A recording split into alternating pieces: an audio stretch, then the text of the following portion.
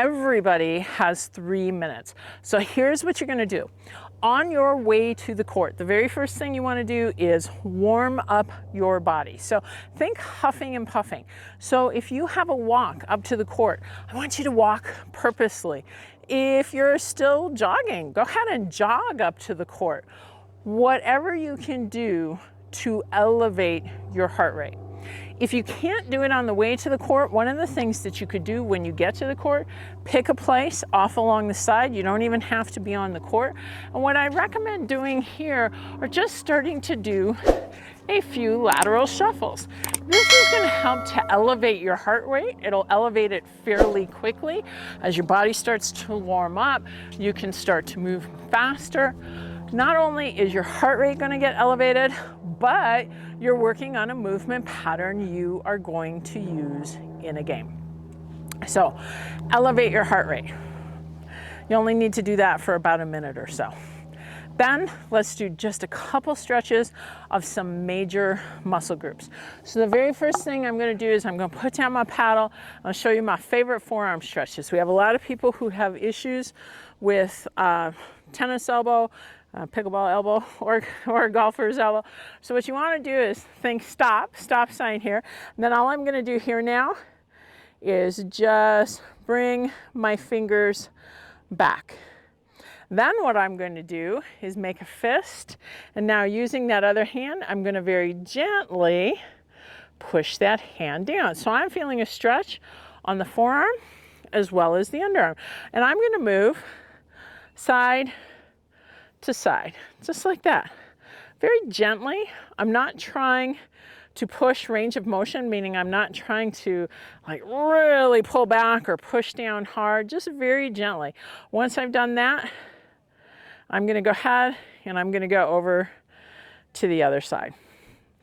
Okay, now let's talk a little bit about the trunk and the core.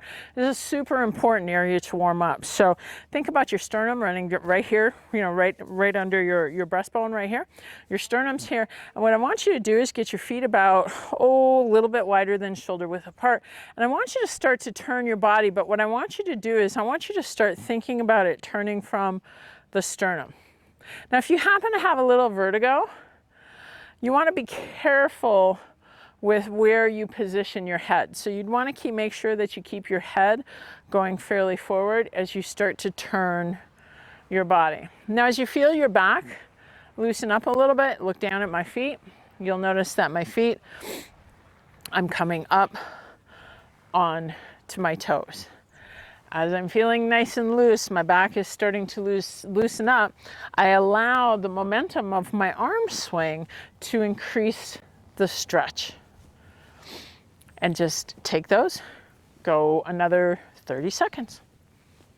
All right, so we've gotten our arms, we've started to get our trunk. Now let's work just a little bit on the lower body. So one of my favorite stretches for the lower body for a hamstring stretch is this. You're gonna stand here, you're gonna put one foot out in front, and you'll notice my toe is up.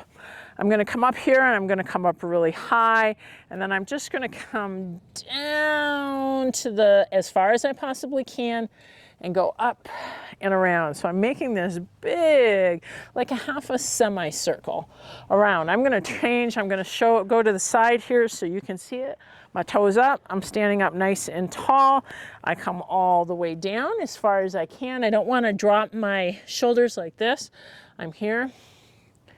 I go out and around, just like that. And of course, I want to do that on both sides. And then the last thing you want to do is you want to do a calf stretch. So what I want to do here, and let's see, I'm going to pull up my pants a little bit so that you can see here. So what I want to do here with a calf stretch is I'm just going to get a very nice wide stance, and I'm going to keep that heel down on the ground, and I'm stretching the calf in the back. Now this one is more, we're holding this one. There's not really any way to make it dynamic. Dynamic simply means in motion. We're just going to hold this one here. And then of course, I'm going to go over to the other side, and I can hold that one over on the other side. Do all of those, literally, that is going to take you 3 minutes, but do that before you jump on the court and hit your first dink. Your body is going to thank you, you will be feeling better, and you're going to reduce your risk of injury. Now, if you'd like more tips to help you cut through the noise and play your best pickleball, make sure you click on this playlist over here. It's got an even longer warm-up with a few more exercises for you, because together we can train smart, live bold, and age well.